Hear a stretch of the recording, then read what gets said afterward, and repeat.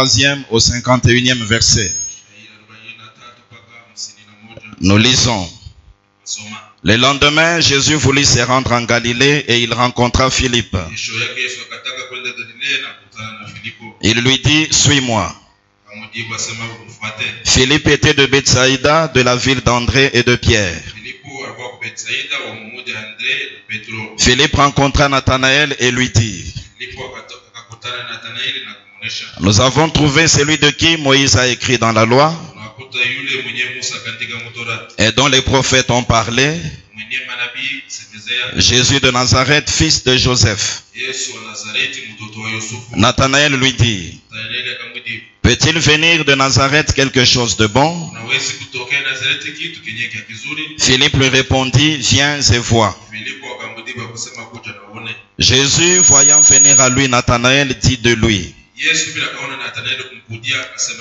voici vraiment un Israélite dans lequel il n'y a point de fraude. D'où me connais-tu? Lui dit Nathanaël. Jésus lui répondit, avant que Philippe t'appelât, quand tu étais sous les figuiers, je t'ai vu.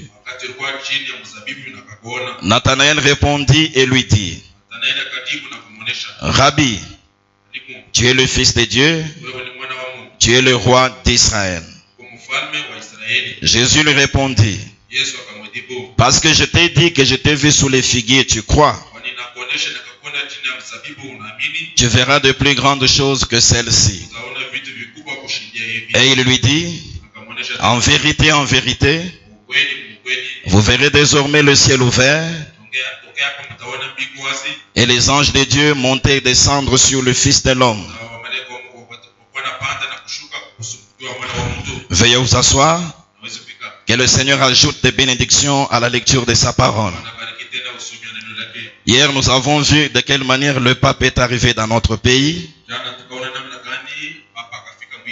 Nous avons observé tout ce qui s'est passé de l'autre côté. Et nous avons vu ce qui s'est passé aujourd'hui. Et nous continuons à observer jusqu'au 3 février. Parce que c'est en cette date que va prendre fin son séjour dans notre pays. Et déjà nous remarquons dans les Écritures qu'il y avait une prophétie importante que le prophète avait donnée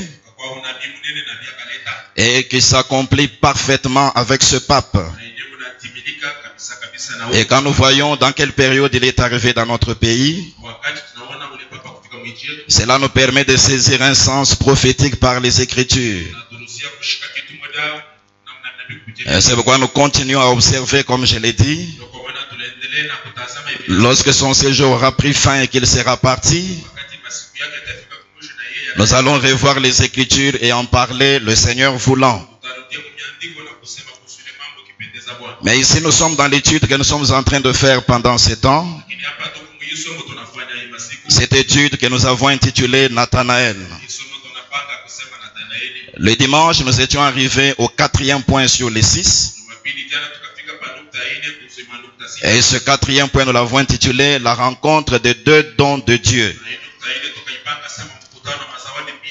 Nous avons montré que Nathanaël était un don de Dieu de par la signification hébraïque de son nom.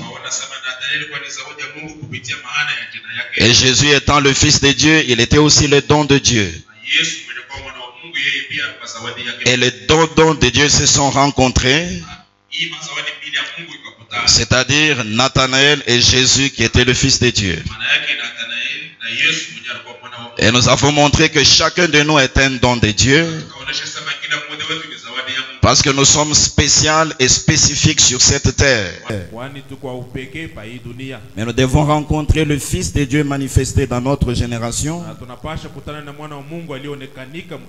pour avoir la réalisation de notre mission spécifique sur cette terre. Et par rapport à toutes ces choses, les dimanches, nous avons vu que nous ne devons pas être des personnes qui acceptent facilement les choses ou qui rejettent catégoriquement les choses.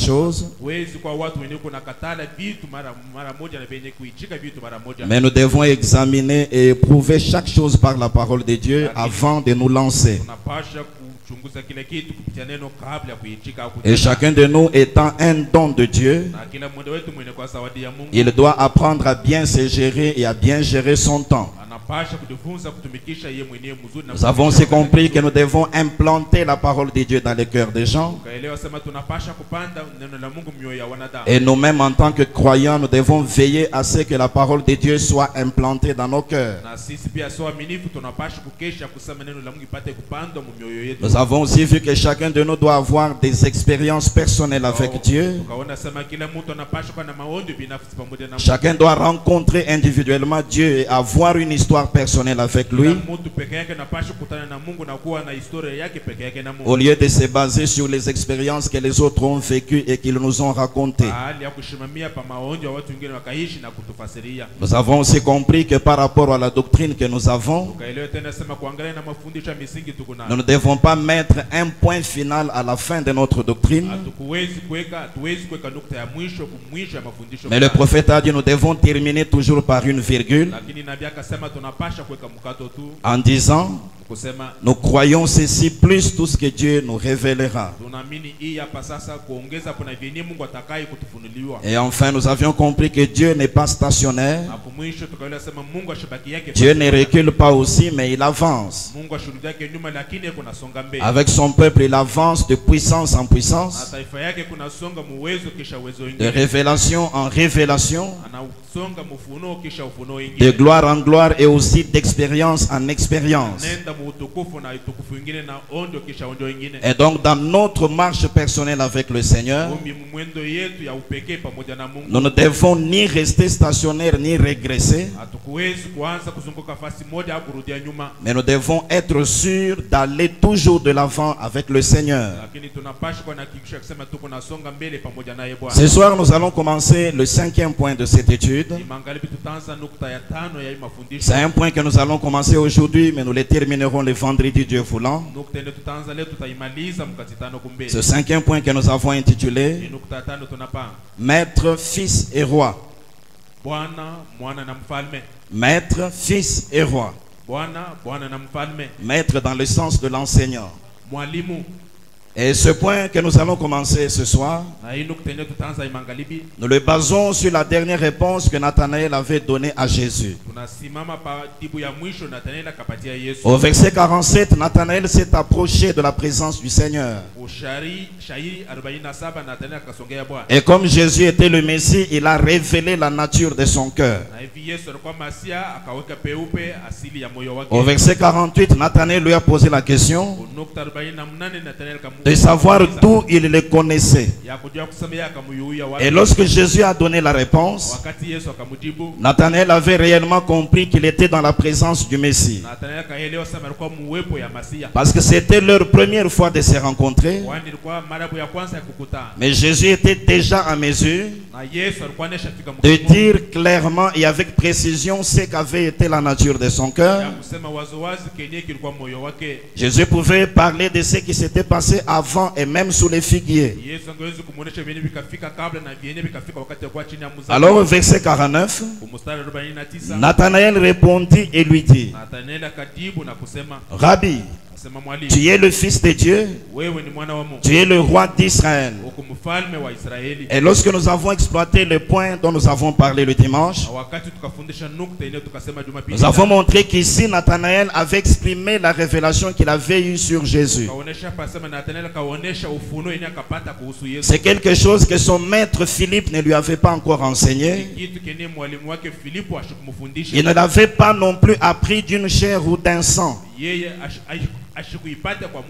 Mais une fois dans la présence du Messie, quand il a vu le genre d'œuvre et le genre de ministère qu'il avait, directement il a saisi la révélation et il l'a exprimé sans crainte.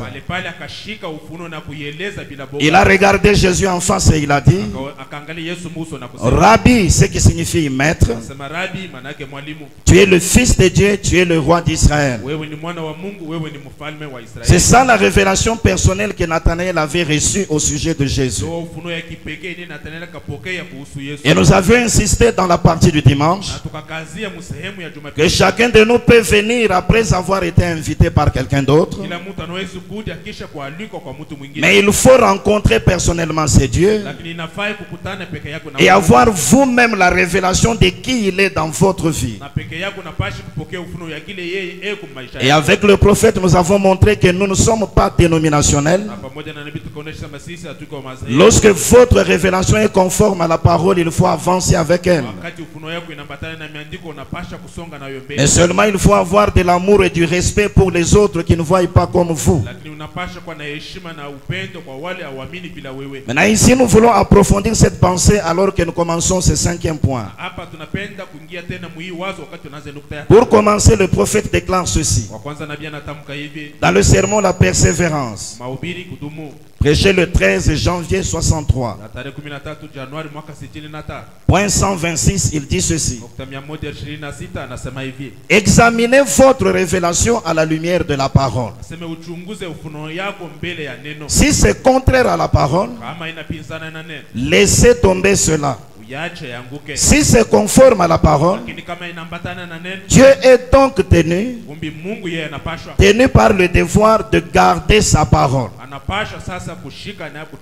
Nathanaël a donné ces 3 qualificatifs au Seigneur. Il a dit: tu es le rabbi, c'est-à-dire l'enseignant ou le maître. Tu es le fils de Dieu. Tu es aussi le roi d'Israël.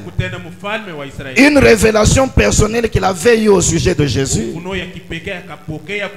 Et chacun de nous aussi, en faisant face à cette parole, il y a toujours des choses que nous pouvons saisir comme étant des révélations. Et même dans l'orientation de notre vie quotidienne, il y a parfois des expériences spirituelles qui nous viennent. Mais il est très important de retenir ce que le prophète vient de dire. Une révélation peut vous être donnée. Une expérience peut venir dans votre vie. Mais examinez votre révélation à la lumière de la parole. Si c'est contraire à la parole, laissez tomber cela. Si c'est conforme à la parole, Dieu est donc tenu par le devoir de garder sa parole. Là déjà dans cette introduction nous comprenons clairement que nous ne sommes pas censés mettre en pratique n'importe quoi. Quel que soit ce que cela peut représenter pour nous, chaque révélation doit être examinée à la lumière de la parole. Dans le sermon du beau Mangalade, prêché le 18 février 61, point 27, le prophète dit ceci: la révélation doit s'accorder avec la parole. Si elle n'est pas conforme à la parole, alors c'est une fausse révélation. Ici nous comprenons clairement que l'autorité suprême c'est la parole de Dieu. Quand la révélation nous arrive, quand une expérience se manifeste, quelle que soit de quelle manière cela est venu, peu importe combien cela peut paraître vrai, mais avant de croire ou de proclamer cela, avant de mettre cela en pratique, nous devons premièrement examiner cela avec la parole. Si la chose s'accorde avec la parole, nous pouvons alors croire cela, nous pouvons proclamer cela, et si c'est quelque chose à exécuter, nous pouvons l'exécuter. Mais si la chose s'oppose à la parole, laissons tomber cela, ça ne vient pas de Dieu. C'est un principe très important que nous devons retenir. Maintenant ici nous sommes à côté de notre frère Nathanaël. Il est venu dans notre assemblée du Messie. C'est le Fils de Dieu. C'est le roi d'Israël. Nous nous sommes assis dans l'église du Messie. Et nous entendons un frère ou une sœur dire cela. Afin que nous puissions croire la chose. Afin que nous puissions aussi la proclamer. Afin que nous vivions en conformité avec cela. Nous devons examiner cela à la lumière de la parole. Nathanaël, tu l'appelles Rabbi. Est-ce que c'est conforme aux Écritures? Tu l'appelles fils de Dieu. Est-ce que c'est conforme aux Écritures? Tu l'appelles roi d'Israël. Est-ce que c'est conforme aux Écritures? Commençons par examiner par rapport aux Écritures cette prophétie de notre frère Nathanaël. La première chose qu'il a dite, il a dit que Jésus était le Rabbi. Et en Israël, on appelait Rabbi les maîtres ou les enseignants. Quand il regarde Jésus, il l'appelle Rabbi. En d'autres termes, tu es porteur d'un enseignement.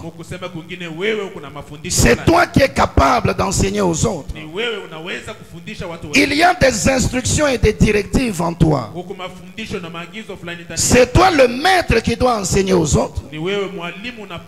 Les autres doivent être tes disciples.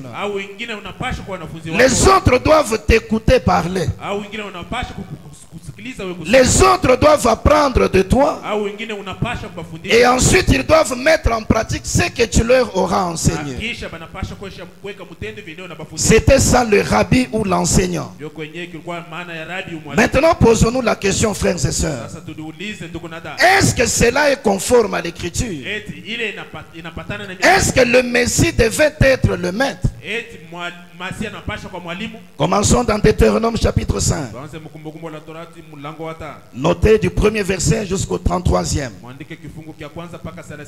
Mais nous allons lire quelques versets seulement. Et déjà il faut retenir que ce que nous allons exploiter dans Deutéronome, c'est une histoire qui a eu lieu dans Exode 19 et 20. En ce temps-là, Dieu conduisait le peuple d'Israël. Moïse était le prophète et c'était le premier exode. Quand ils sont arrivés dans le désert, au niveau d'Horeb, le peuple avait nourri le désir d'entendre Dieu parler. Le peuple était fatigué du système d'un seul homme. Il voulait que Dieu descende au milieu d'eux, que Dieu leur parle et leur donne ses enseignements. C'est comme ça que Dieu avait dit à Moïse: proclame une sanctification de 3 jours au milieu du peuple, et qu'il s'approche de la montagne le 3e jour, mais un peu en retrait par rapport à la montagne. Je vais descendre, je vais leur apparaître et je vais leur parler clairement. Quand le jour prévu est arrivé, le peuple avait les yeux fixés sur la montagne. Alors Dieu est descendu sur la montagne. Il y a eu du feu et de la fumée.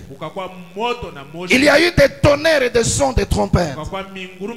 Cela avait effrayé le peuple. Le peuple qui avait exigé que Dieu descende et lui parle avait compris que c'était la mort. Alors le peuple a dit à Moïse: toi, approche-toi de la présence de Dieu, que lui te dise sa parole, que lui te donne la loi et les instructions. Par la suite tu descendras au milieu de nous. Toi tu nous enseigneras la parole que l'Éternel t'aura donnée. Nous croirons et nous mettrons cela en pratique. Nous sommes au verset 4 et 5. L'Éternel vous parla face à face sur la montagne du milieu du feu. Je m'éteins alors entre l'Éternel et vous pour vous annoncer la parole de l'Éternel, car vous aviez eu peur du feu et vous ne montâtes point sur la montagne. Moïse s'est approché Il est devenu l'intermédiaire entre Jéhovah et Israël. C'était la parole de Jéhovah pour Israël. Mais comme le peuple ne pouvait pas supporter la présence de Dieu, comme le peuple ne pouvait pas écouter directement Dieu, alors Moïse, d'après le choix du peuple, devait servir d'intermédiaire. Et alors du verset 6 jusqu'au verset 22, on fait la répétition du décalogue. Verset 27, approche-toi et écoute tout ce que dira l'Éternel notre Dieu. Tu nous rapporteras toi-même tout ce que te dira l'Éternel notre Dieu. Nous l'écouterons et nous le ferons. Verset 28. L'Éternel entendit les paroles que vous m'adressâtes. Et l'Éternel me dit, j'ai entendu les paroles que ce peuple t'a adressées. Tout ce qu'ils ont dit est bien. Dieu a accepté la demande du peuple. Et il a accepté Moïse comme intermédiaire entre lui et le peuple. Moïse est resté sur la montagne. Il a reçu la loi et toutes les instructions. Il est redescendu au milieu du peuple. Et il a commencé à proclamer la parole de Dieu. Une parole que le peuple ne connaissait pas. C'était quelque chose de nouveau qu'ils entendaient. Moïse était donc l'enseignant de Dieu pour ce peuple. Moïse était maître pour les enfants d'Israël. C'est lui qui leur donnait les enseignements. C'est lui qui leur donnait toutes les directives. Et il était le conducteur du premier exode. Maintenant Moïse, le rabbi, devait partir. Or le peuple n'était pas toujours en mesure d'entendre Dieu directement. C'est pourquoi il avait fallu que l'Éternel lui-même suscite quelqu'un d'autre de semblable à Moïse, qui devait encore être prophète pour Israël. Là nous sommes dans Deutéronome chapitre 18, du 15e au 19e verset. Moïse fait maintenant cette prophétie. L'Éternel ton Dieu te suscitera du milieu de toi, d'entre tes frères, un prophète comme moi. Vous l'écouterez. C'est ça la prophétie qui annonce la venue du Messie dans la loi de Moïse. Maintenant regardez le verset 16. Il répondra ainsi à la demande que tu fis à l'Éternel ton Dieu à Horeb, le jour de l'assemblée, quand tu disais que je n'entende plus la voix de l'Éternel mon Dieu, et que je ne vois plus ce grand feu afin de ne pas mourir. L'Éternel me dit, ce qu'ils ont dit est bien.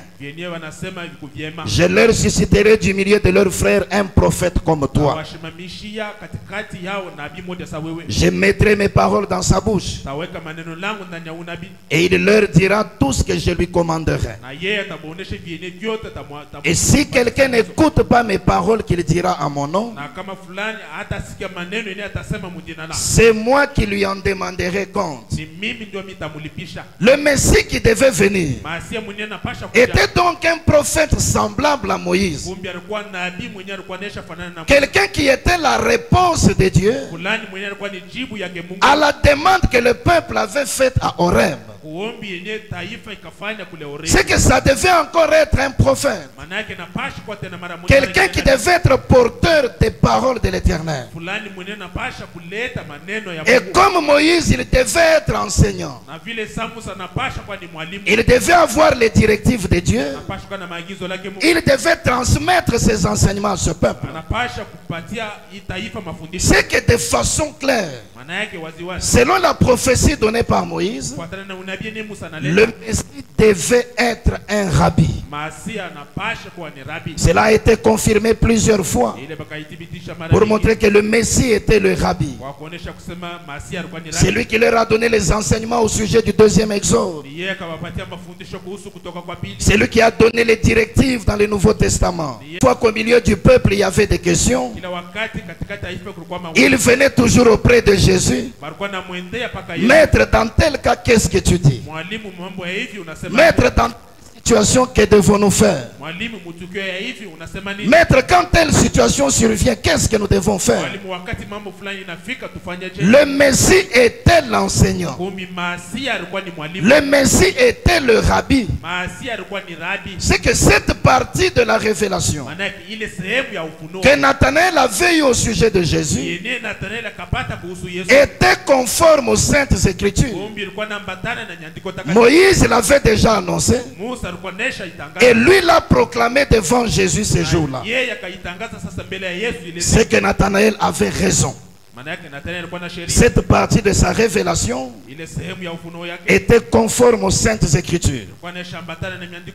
Deuxièmement, il a ajouté que Jésus était le Fils de Dieu. Que disent les Écritures à ce sujet? Le grand prophète Esaïe avait dit ceci quand il avait annoncé la naissance du Messie.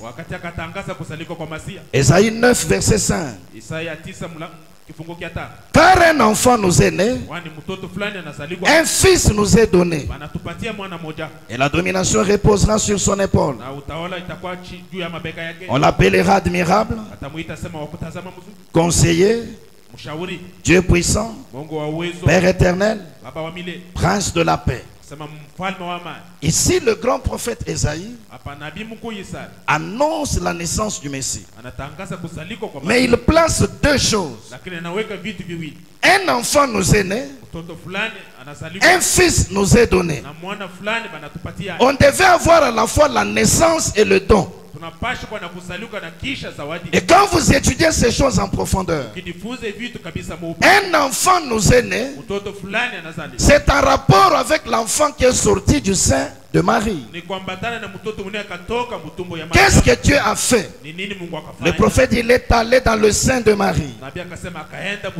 Il a créé l'ovule. Il a créé aussi la semence qui a donné la vie à cet ovule. De façon qu'en Jésus, il n'y avait rien de la nature pécheresse de l'homme.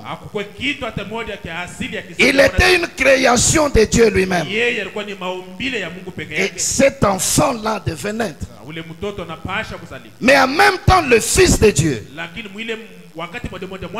qui est le don de Dieu, devait être envoyé dans le monde. Parce que dans Jean chapitre 3 verset 16, la Bible dit: Dieu a tant aimé le monde qu'il a donné son Fils unique, afin que quiconque croit en lui ne périsse point, mais qu'il ait la vie éternelle.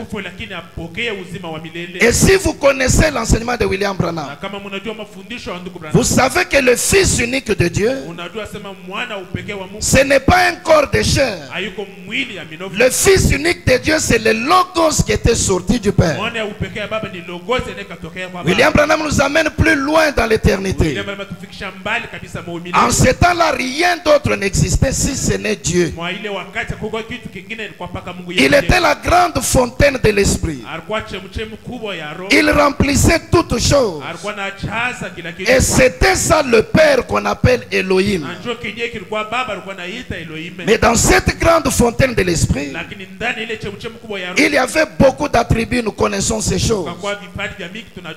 Et quand il a voulu commencer la création, il a commencé à se condenser lui-même, à prendre une forme qui pouvait lui permettre d'être vu. Et quand il a pris cette forme, c'est ce qu'on appelle les logos. C'est ce qu'on appelle la parole du commencement. C'est ça le Fils unique qui était sorti du Père. Maintenant regardez ce que Dieu a fait. Il est allé dans le sein d'une vierge. Il a créé ce corps. Parce que Jésus lui-même dans Hébreux 10:5, il a dit, Père, tu n'as voulu ni sacrifice ni holocauste, mais tu m'as formé un corps. En Jésus, comme William Branham dit, il n'y avait rien de la nature pécheresse. Dieu lui-même avait formé ce saint enfant. Mais un enfant devait naître, mais le Fils devait nous être donné. Dans cet enfant qui devait naître, Dieu a pris le Logos, qui était le Fils unique sorti du Père. Il l'a fait tabernacler dans cet homme. De façon que quand Jésus marchait dans les rues, il était double. Il y avait l'homme de chair qu'on voyait à l'extérieur, un corps né virginalement, mais à l'intérieur le Logos tabernaclé. C'est pourquoi quand Jean 1:1 l'a regardé, il a dit au commencement était la parole. La parole était avec Dieu, la parole était Dieu, et plus tard il a dit la parole s'est faite chair. C'est comme ça qu'on pouvait l'appeler le Fils de Dieu, parce qu'il était le Logos fait chair. Et dans Luc 1 verset 35, l'ange Gabriel avait dit ceci à Marie.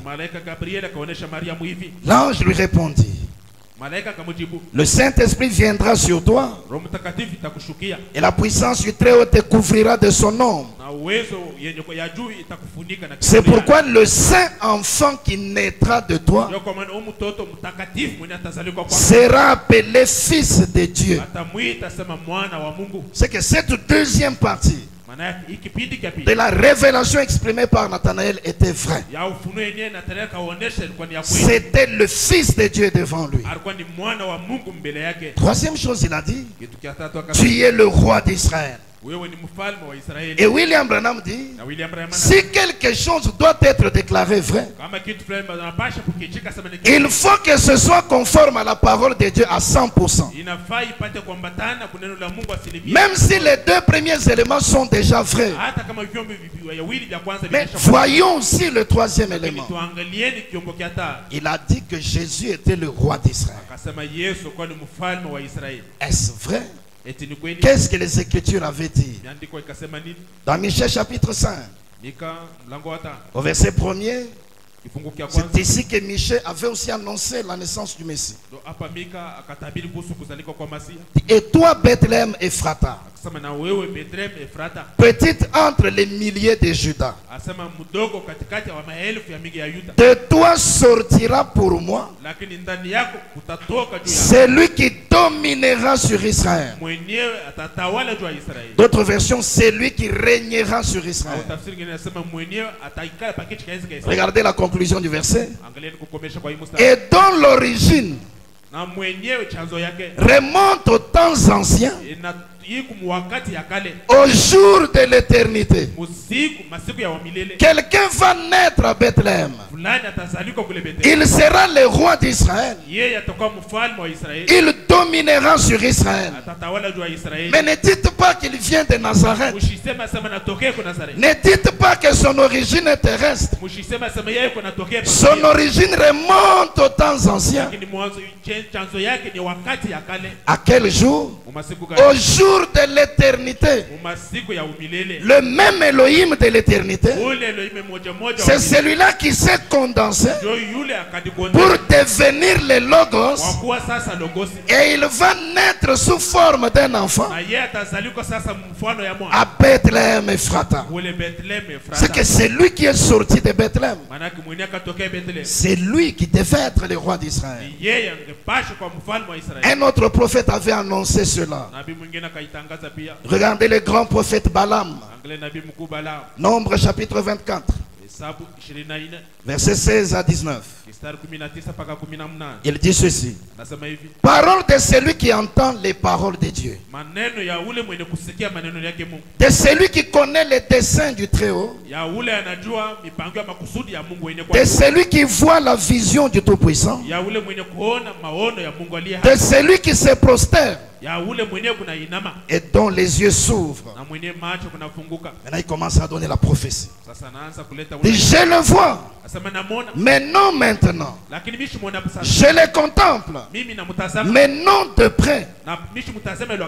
Un astre sort de Jacob. D'autres versions, une étoile sort de Jacob. Un astre sort de Jacob. Un sceptre s'élève d'Israël. Le sceptre, c'est le bâton de commandement. Un sceptre s'élève d'Israël. Il pèse les flancs de Moab. Il abat tous les enfants. Tous les enfants de Seth. Il sera maître d'Édom. Il sera maître d'Édom. Il sera maître de Séir. Ses ennemis. Israël manifeste sa force. Celui qui sort de Jacob règne en souverain. Il fait périr ceux qui s'échappent de ville. Quelqu'un devait naître en Israël. Mais il dit à sa naissance là, lui il sera le roi. Il va régner en souverain. Mais il voit un astre s'élever de Jacob. À la naissance du Messie, cet astre devait s'élever. Et c'est cela qui a été le signe pour les mages. Car dans Matthieu chapitre 2, depuis le premier verset jusqu'au 6e, la Bible dit les mages sont arrivés à Jérusalem. Regardez la question qu'il pose. Où est le roi des Juifs qui vient de naître? Mais comment savez-vous que le roi des Juifs vient de naître? Car nous avons vu son étoile en Orient. Parce que la prophétie de Balaam s'est accomplie. Quand nous avons vu cette constellation des 3 étoiles, nous avons compris que celui qui doit régner en souverain est né. Où est le roi des Juifs qui vient de naître? Car nous avons vu son étoile en Orient et nous sommes venus pour l'adorer. J'aime la beauté des Saintes Écritures. Le roi Hérode va rassembler les principaux sacrificateurs. Regardez la question qu'il leur pose. À quel endroit le Messie devait-il naître? Et quand ils ont fouillé dans les rouleaux des prophètes, ils ont trouvé Michée 5:1. Ils lui ont dit à Bethléem, gloire soit rendue au Père. À la naissance du Messie, un astre devait s'élever de Jacob. Et quand vous voyez cette constellation des 3 étoiles, c'est que le Messie est né. Mais il n'est pas seulement le rabbi, il n'est pas seulement le fils de Dieu, il ne discerne pas seulement les pensées, mais il doit régner en souverain. C'est le roi des Juifs qui vient de naître. C'est que cette triple révélation donnée par Nathanaël était totalement vraie. Mais on peut l'examiner avec les Saintes Écritures. Écoutez ce que la Bible dit. Matthieu chapitre 4 verset 4. Jésus répondit, il est écrit, l'homme ne vivra pas de pain seulement, mais de toute parole qui sort de la bouche de Dieu. Pour que l'homme vive spirituellement, il y a 2 choses. Il y a la bouche de Dieu et toute parole qui sort de cette bouche-là. La bouche de Dieu, c'est le prophète. La bouche de Dieu pour nous, c'est William Marion Branham. Et ce qui est sorti de William Branham, toute parole qui est sortie de lui, voilà la parole de la vie éternelle. Voilà la source de la vie pour aujourd'hui. C'est pourquoi, mes frères et sœurs, ce message est paradoxal. Ce message est mystérieux. Chaque fois que tu écoutes la bande, il y a des idées qui traversent ton esprit.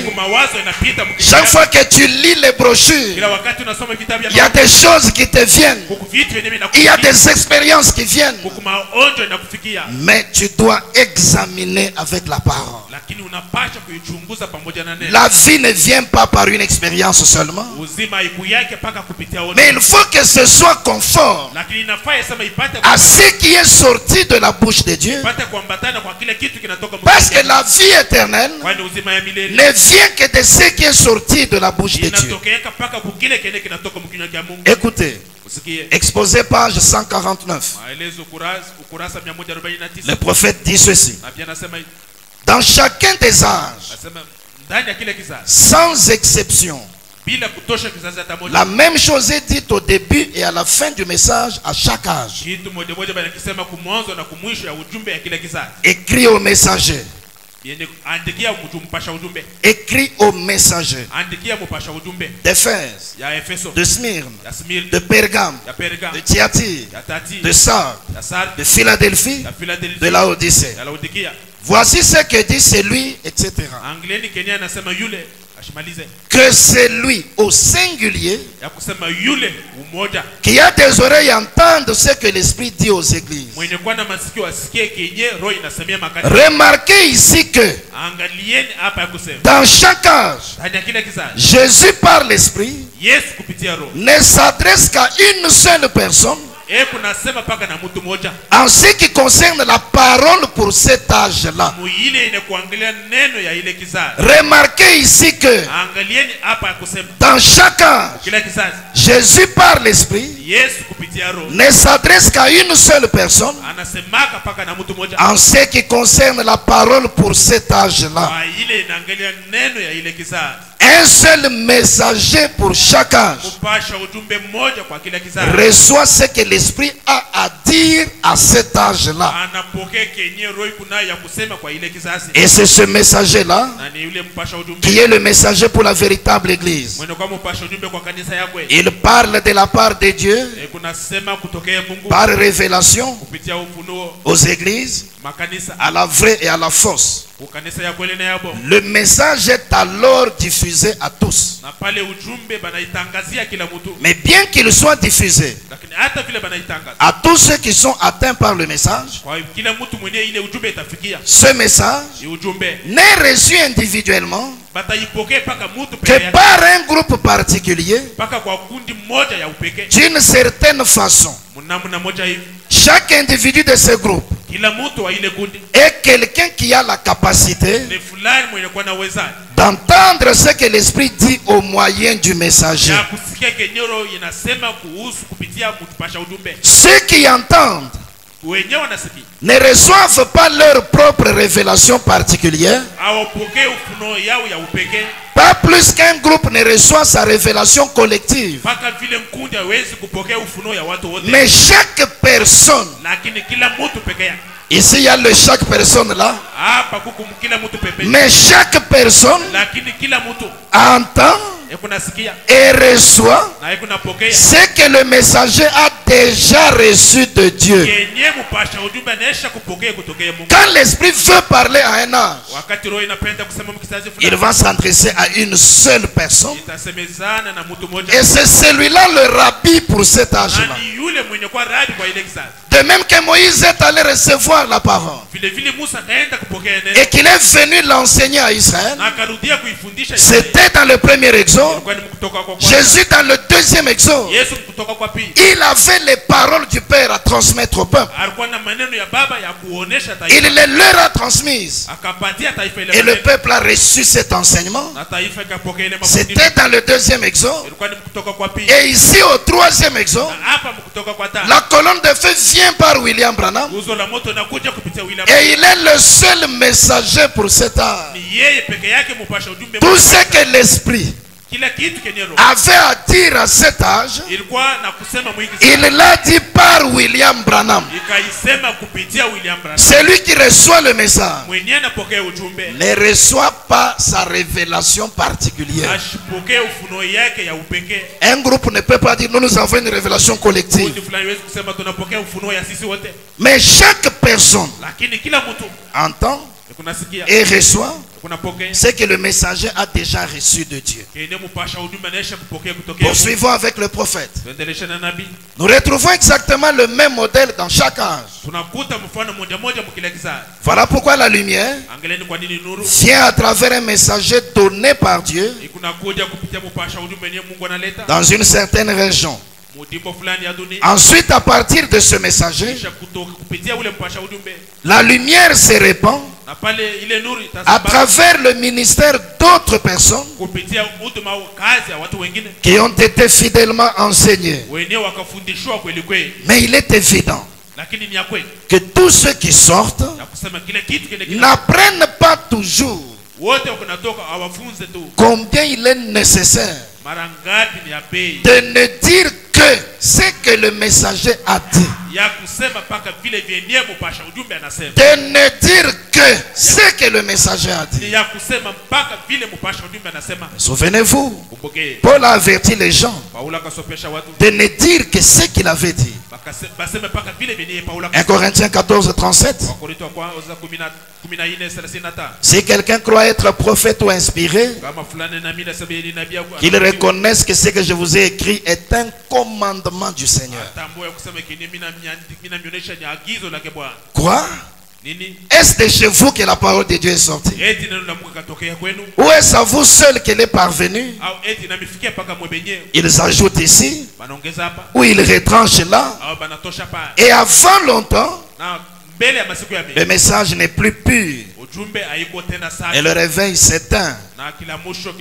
Comme nous devons veiller à n'écouter qu'une seule voix, car l'esprit n'a qu'une seule voix, qui est la voix de Dieu. Paul les a avertis de dire ce que lui il avait dit, et Pierre a fait la même chose. Il les a avertis en disant que même lui, Paul, ne pouvait pas changer une seule parole de ce qu'il avait donné par révélation.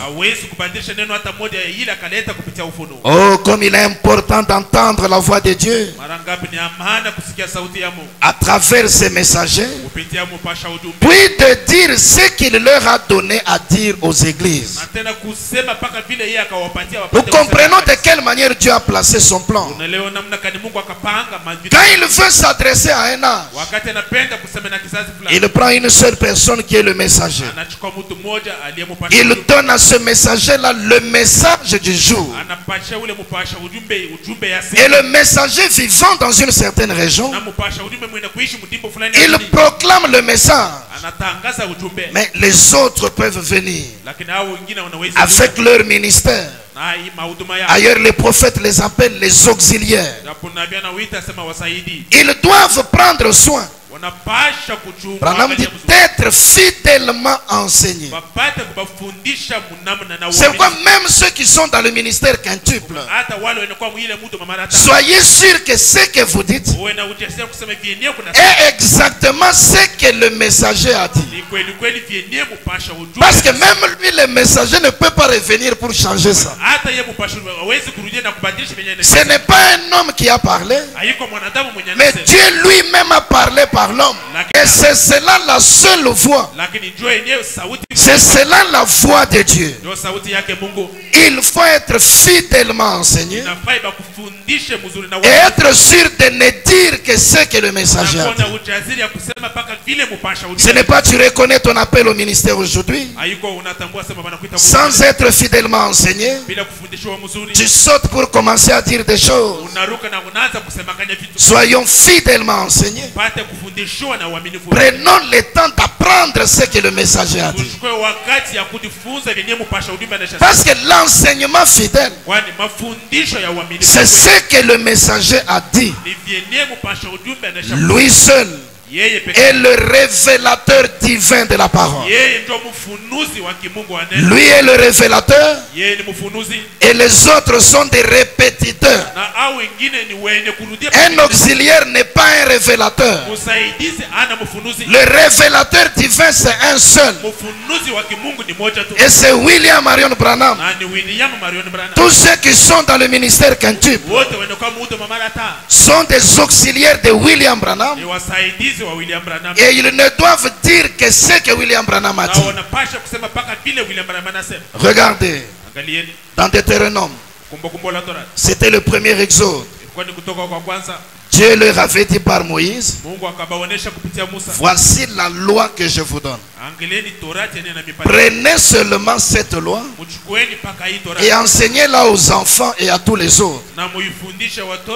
C'est pourquoi dans Acte 15, 21, on dit qu'il prêchait Moïse parce qu'il le lisait dans leur synagogue chaque jour du sabbat. Quand Jésus est venu dans le deuxième exode, il avait les paroles du Père. Il les leur a transmises. Et dans Matthieu chapitre 28, versets 19 et 20, il leur a dit, allez, faites de toutes les nations les disciples, les baptisant dans le nom du Père, du Fils et du Saint-Esprit, et enseignez-leur à observer tout ce que je vous ai prescrit. Quand les auxiliaires du deuxième exode sont partis, ils ne devaient enseigner que l'observance de ce que Jésus avait prescrit. Et quand William Branham a prêché dans ce troisième exode, le 17 mars 63, il prêche Dieu se cache et se révèle dans la simplicité. Au point 106, il dit aux auxiliaires et à tous les autres, prenez cela sur bande et dites seulement ce qui est dit sur la bande. C'est pourquoi celui qui proclame le message ne doit dire que ce que William Branham a dit. Et celui qui reçoit ou qui croit doit être sûr de ne croire que ce que William Branham a dit. Dieu a déjà tout dit à cet âge. Une nouvelle lumière n'est plus importante. Dans la sémence du serpent, 28 septembre 58. Point 28 et 29, il dit ceci. Pourquoi Paul aurait-il donné la commission? Donné l'ordre de faire ça. Une fois que ça avait été fait, Paul a dit, même si un ange du ciel venait prêcher autre chose, qu'il soit anathème, même s'il descend ici, il dit, je suis Gabriel le grand archange. S'il prêche autre chose que ce que l'Esprit a dit par le messager, qu'il soit anathème. Et maintenant vous dites, nous avons une lumière nouvelle là-dessus. Non, vous n'en avez pas. C'est avec ça que le diable s'est présenté à Ève. Avec de la lumière nouvelle. Vous n'avez pas besoin de lumière nouvelle. Tabernacle du blé mûr. Et vous tous les autres dans le message, vous n'avez pas besoin de nouvelles lumières. Vous avez besoin de marcher dans la lumière que Dieu a déjà mise ici. Est-ce qu'il y a quelque chose à ajouter? Non, il dit c'est tout. C'est pourquoi j'aime quand nous chantons. Oui, nous marcherons dans la lumière. Là où les gouttes de miséricorde sont versées, brille jour après jour. Jésus, la lumière du monde. Le message de l'un Les Écritures rendues manifestes. Voilà la lumière du jour. Nous n'avons pas besoin d'une lumière nouvelle. Ce qu'il nous faut, c'est de marcher dans la lumière que Dieu a déjà mise ici. Je peux être dans l'ignorance. Toi, tu as la connaissance. Montre-moi là où Dieu a mis la lumière. Que je marche sur cette voie-là. Je veux me marier. Peut-être que je ne connais pas la procédure. Mais tout est déjà dans le message de l'heure. Montre-moi la lumière. Que je marche dans la lumière. Si je veux réussir dans les affaires, j'aurais besoin qu'on me montre la lumière que Dieu a déjà mise ici. Et je dois être sûr que ce n'est pas une lumière nouvelle. Je dois être sûr que c'est la lumière que Dieu a déjà mise ici. Essayez de rendre un service à Dieu sans que ce soit la volonté de Dieu. 18 juillet 65. Point 189 à 191, il dit ceci. N'acceptez pas de nouvelles choses. Elles volent partout. Et il en viendra encore plus. Mais n'acceptez pas ces nouvelles choses. Le Seigneur votre Dieu vous a déclaré ce qu'est la vérité. Le Seigneur votre Dieu a confirmé ce qu'est la vérité. Vous voyez la confirmation, n'est-ce pas? Le Seigneur votre Dieu a confirmé ce qu'est la vérité par sa parole et par son esprit. Ni par la puissance ni par la force, mais par mon esprit. Et l'esprit, Dieu recherche ceux qui l'adorent en esprit et en vérité. Ta parole est la vérité. Et il a pleinement confirmé que Jésus-Christ est le même hier, aujourd'hui et à jamais. Il vous a montré les semences du soir. Il vous a révélé cela dans sa parole. Il vous l'a prouvé par son esprit. Ne commencez jamais une organisation. N'en faites pas l'essai. N'essayez pas de construire sur quelque chose d'autre. Mais restez humble devant l'Éternel, votre Dieu. Car on dirait que les portes de la terre promise vont bientôt s'ouvrir. Alors entrons avec les chants véritables et l'allégresse, quand l'épouse et l'époux prendront place sur le trône. Vivez dans l'humilité, vivez dans l'amour, aimez-vous les uns les autres, n'ayez jamais rien entre vous. Si vous voyez quelque chose venir dans votre cœur contre quelqu'un, faites-l'en immédiatement sortir. Ne laissez pas. Satan fera de son mieux pour venir parmi vous. Voyez-vous, ne laissez pas cela arriver. Il se peut qu'un homme à la langue habile vienne et essaye de vous éloigner de cela. Pensez-vous qu'il put dissuader Moïse de se tenir dans la présence de Dieu alors qu'il s'y était trouvé et l'avait vu? Non, messieurs. Non. Nous n'en retranchons ni n'y ajoutons rien. Gardons-le simplement de la manière que le Seigneur l'a dit. Nous ne voulons pas de dénomination. Nous ne voulons pas d'organisation. Nous ne voulons pas de méchanceté. Nous ne voulons pas de disputes. Nous voulons Dieu. Et il est la parole. Et maintenant inclinons la tête. Voyez-vous, Dieu a déjà donné tout ce qu'il devait donner. Et nous devons simplement vivre dans l'humilité, vivre dans l'amour de Dieu. Nous ne devons ni ajouter ni retrancher. Mais il dit gardez-le simplement de la manière que le Seigneur l'a dit. C'est pourquoi ce soir, nous ne voulons pas d'organisation. C'est pourquoi ce soir, nous ne voulons pas de disputes. Ce que nous voulons, c'est Dieu. Et Dieu est la parole. C'est pourquoi, mon frère, ma soeur, n'accepte pas quelqu'un qui vient vers toi avec des disputes. N'accepte pas quelqu'un qui vient avec l'esprit de l'organisation. Nous voulons Dieu et il est la parole.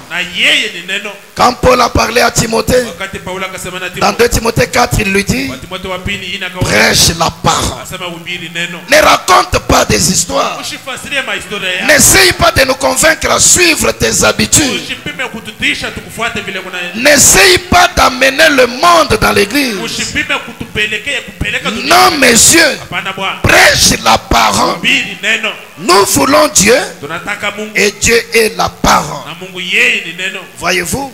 Parce que toute la parole est donnée par le messager. Oui, c'est donné par le messager. Ceux qui prêchent, ceux qui sont dans les ministères quintuples, ne doivent dire que ce que le messager a dit.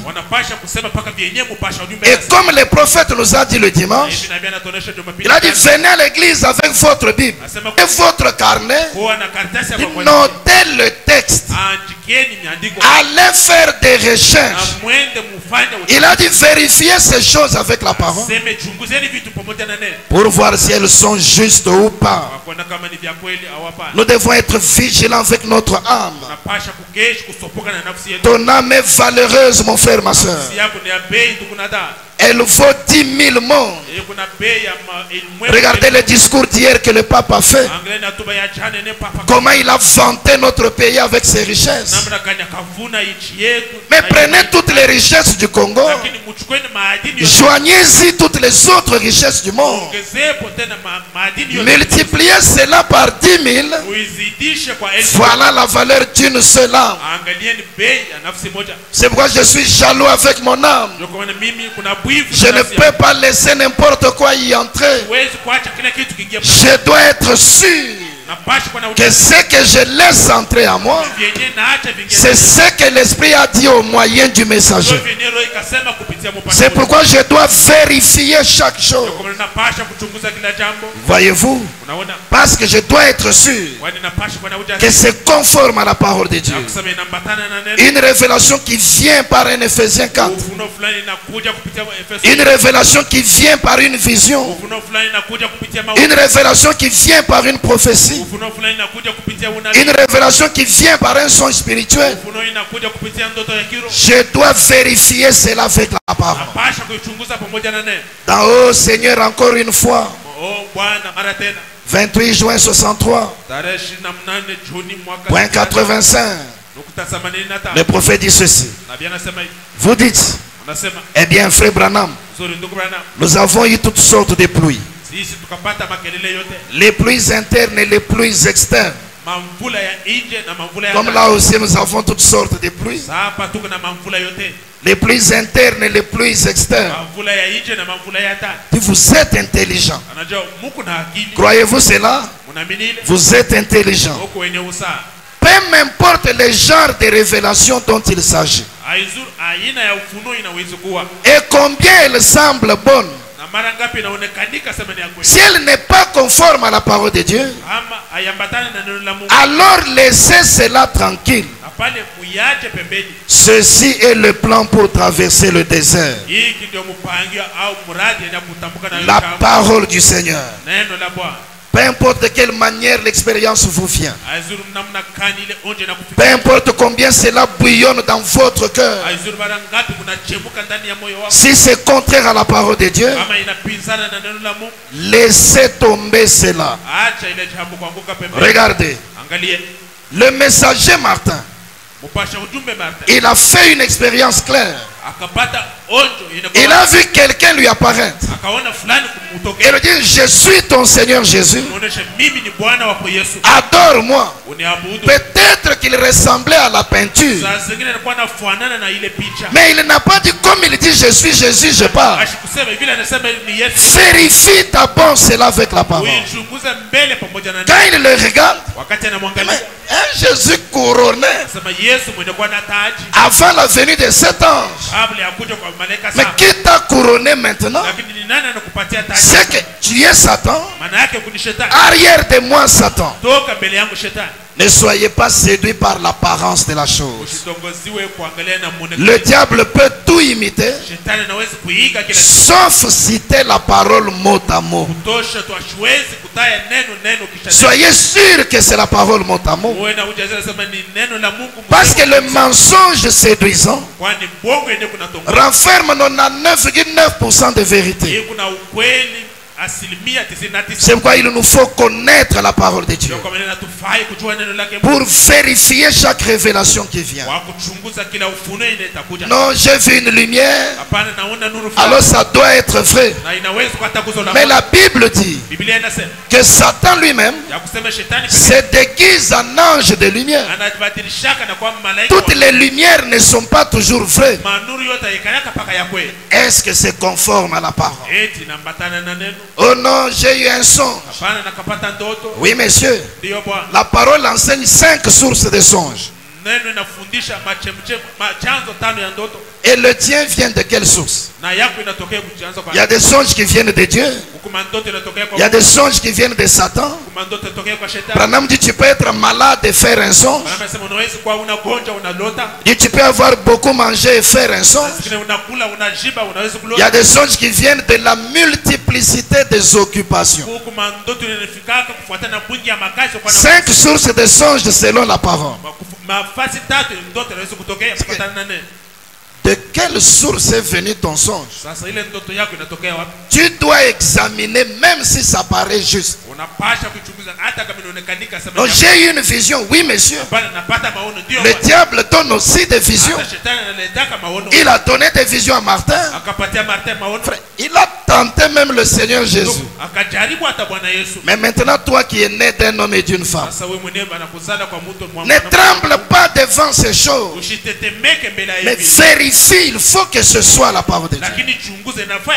Non, il y a une voix qui m'a parlé.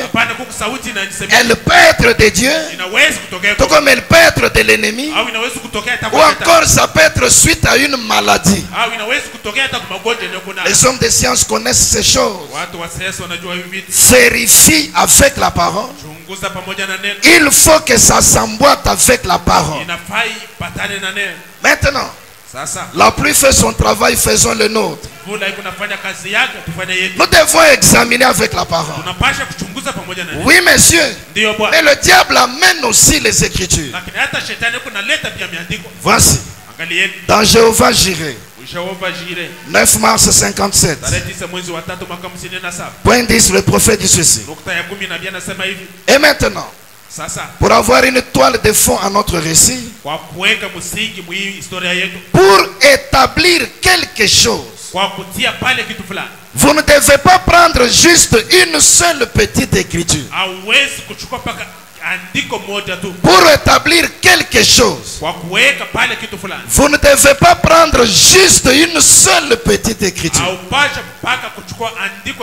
Cela doit apparaître dans toute la Bible. C'est ce que nous aimerions faire. Le sujet doit absolument aller de la Genèse à l'Apocalypse. Il doit bien se rattacher au reste de la Bible, au passage approprié. C'est très important. chaque sujet de la parole a un passage approprié. Et pour nous qui sommes dans le message, chaque sujet de la parole a un ou des sermons du prophète appropriés. Il faut que ça commence par le passage approprié. Ça se rattache au reste de la Bible. On voit que ça va de la Genèse à l'Apocalypse. Ça garde la parole de Dieu dans la continuité. Ça n'apporte pas la confusion dans les Écritures. Alors on peut avancer. Donc, ne gobez pas parce qu'on a présenté une citation. Mais voyez si l'explication qu'on donne à la citation est conforme à toute la parole de la Genèse à l'Apocalypse. Dans le sceau de Dieu, 14 mai 54, 62-63. Eh bien, l'Urim Tumim sous cette formule-là a disparu. Mais ceci est l'Urim Tumim aujourd'hui. La Bible. Si un prophète ou quelqu'un qui a un songe ou quoi que ce soit ou un enseignant ne repose pas sa théorie parfaitement sur l'ainsi dit le Seigneur, je ne croirais pas cela.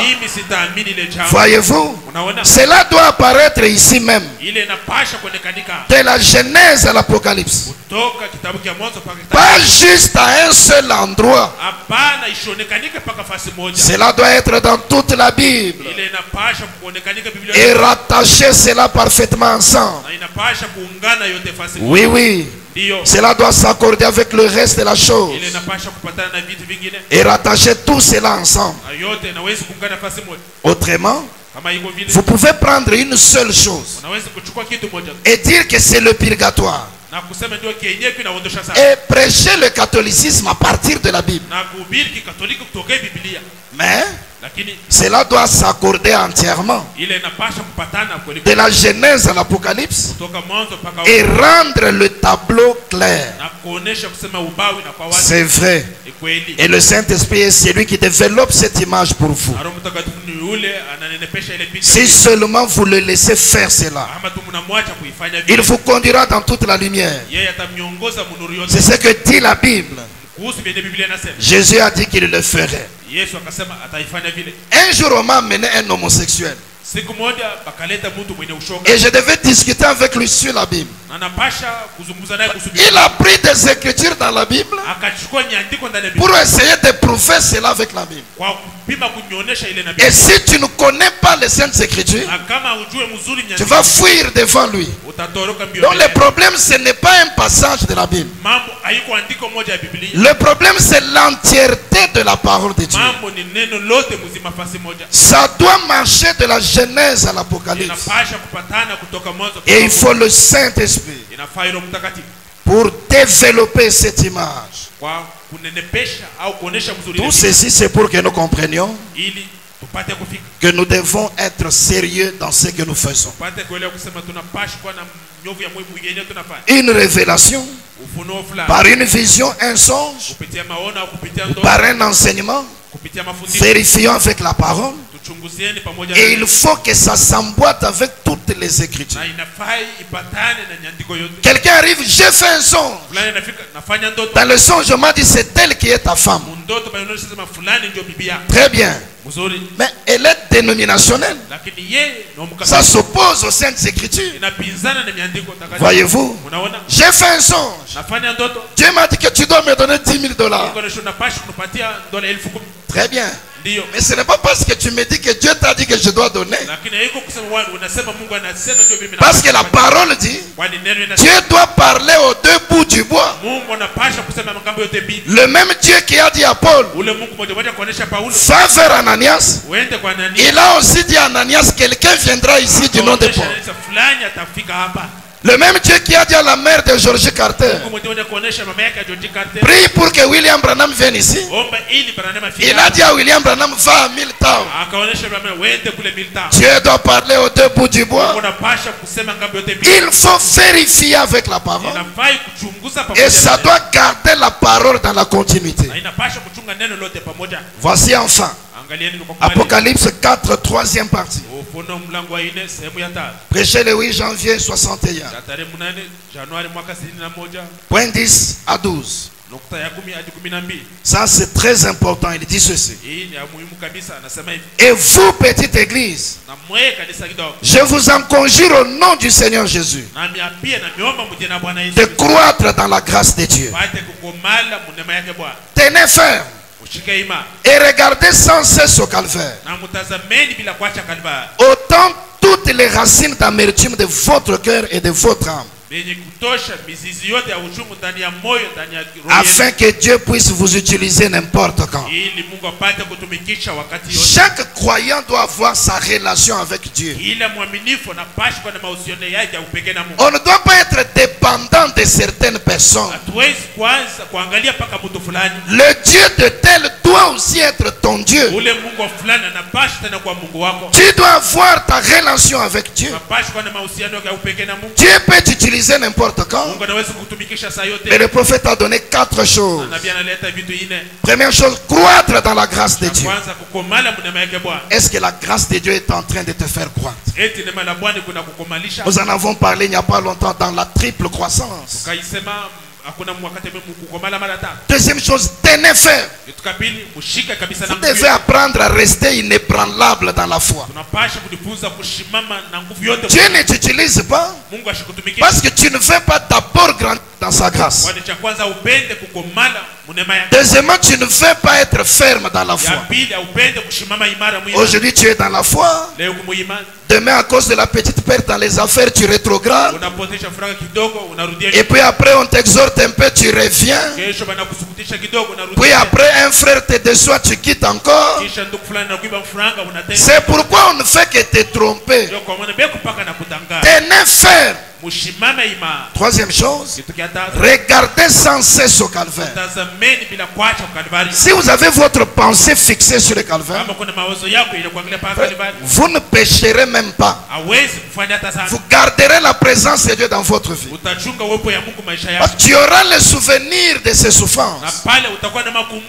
Et tu n'accepteras pas de l'y ramener pour la seconde fois. Autant toutes les racines d'amertume de votre cœur et de votre esprit. Le problème avec toi, c'est que ton cœur est plein de rancune. Non, tel m'avait fait ceci, je ne peux pas lui adresser la parole. Il faut que mes ennemis meurent. Il faut que Dieu les punisse. Ce n'est pas le cœur de Dieu, ça. Ôte la racine d'amertume. Afin que Dieu puisse vous utiliser n'importe quand. Maintenant suivons. Si jamais vous vous sentez conduit à faire quelque chose, ou si une révélation ou autre chose vient à vous d'une manière étrange, quelque chose comme une mise en garde ou autre chose, faites attention. Le diable est sournois et rusé au possible. Vous voyez? Confrontez cela avec la parole de Dieu et consultez votre pasteur. Voyez? C'est de cette manière que nous devons faire les choses. Si nous-mêmes nous gardons dans la bonne disposition, Dieu nous utilisera n'importe quand. Mais quand quelque chose viendra, une révélation ou quelque chose comme une mise en garde, quelque chose que vous vous sentez conduit à faire, faites attention, parce que le diable est sournois et rusé. Commencez vous-même par confronter cela avec la parole de Dieu. Et ensuite, consultez votre pasteur. Cela est très important, mes frères et sœurs. Nathanaël l'a regardé. Il a dit, tu es Rabbi, le Fils de Dieu, tu es le roi d'Israël. Et cette révélation est entièrement conforme aux Saintes Écritures. On pouvait croire et avancer avec cela. Et ce même Jésus-là devant qui il était, c'est le même qui s'est manifesté dans notre âme. Et le prophète dit le même Jésus dans tous les détails. Dit même dans les moindres détails, à l'exception du corps physique. Mais il s'est manifesté dans la forme du prophète. Et Jésus avait dit de même que l'éclair brille à une extrémité du ciel, il va resplendir et se manifester à l'autre extrémité. C'est que le même Messie aujourd'hui, il est Rabbi, il est le Fils de Dieu, il est le roi d'Israël. Nathanaël pouvait venir aujourd'hui, se tenir devant William Branham et voir ce même ministère. Sans contredire, il pouvait encore dire, Rabbi, tu es le Fils de Dieu, tu es le roi d'Israël.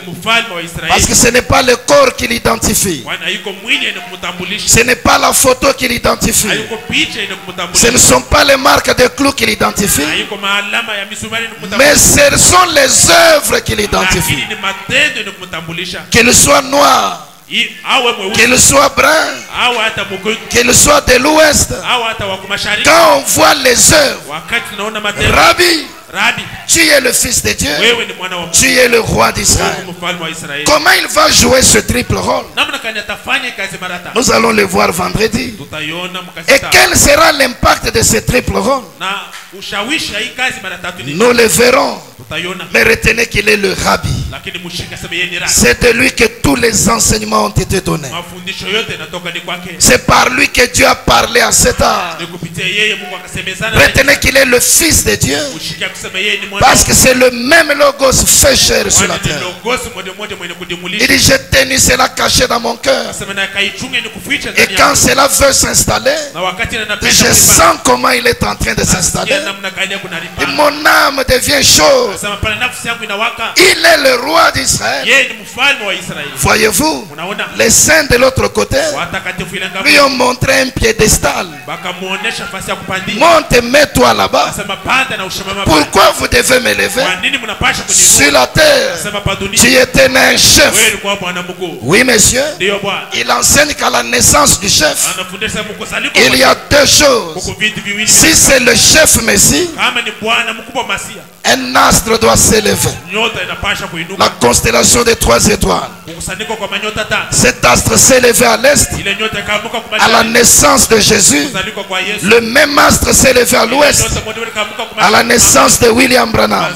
Et il dit la deuxième chose, on chante toujours à la naissance du roi. Quand Jésus était né, dans Luc chapitre 2, tous les chantres étaient dénominationnels. C'est comme ça que Dieu a fait venir une cohorte d'anges. Mais au temps du soir, tous les chantres étaient dénominationnels. Dieu n'a même pas eu besoin d'amener les anges. Mais il y avait un petit chanteur là, un petit rouge-gorge. Il a chanté à la naissance du roi. Plus chef que le chef indien. Parce que c'est le même Messie.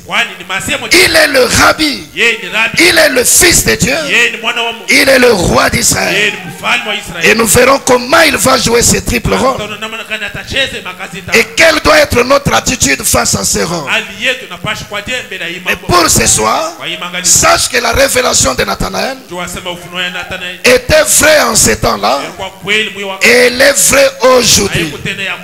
Et c'est cette révélation que tu dois suivre. Tout ce que le messager a dit, c'est ce que tu dois suivre. Mais un enseignement, une révélation, une mise en garde, tout ça c'est bien, mais examine avec la parole. Il faut que ce soit conforme à la parole, que ça garde toute la parole dans la continuité. Et alors tu ne seras pas séduit. Que le Seigneur nous bénisse ce soir. Et que le grand shalom vienne dans nos vies. Avec toutes les bénédictions rédemptrices, les bénédictions spirituelles et les bénédictions financières. Que le Seigneur bénisse chacun de nous. Nous allons nous lever pour adorer le Seigneur. On nous donne un cantique. Et puis nous prions le Seigneur. Seigneur, aide-moi à ne rester qu'avec ce que le prophète a dit. Seigneur, donne-moi le Saint-Esprit pour qu'il me garde dans la lumière du jour. Seigneur, donne-moi le Saint-Esprit et la vigilance qu'il faut pour que je ne suive pas la voie du Seigneur. Nous chantons et puis nous parlons, Seigneur.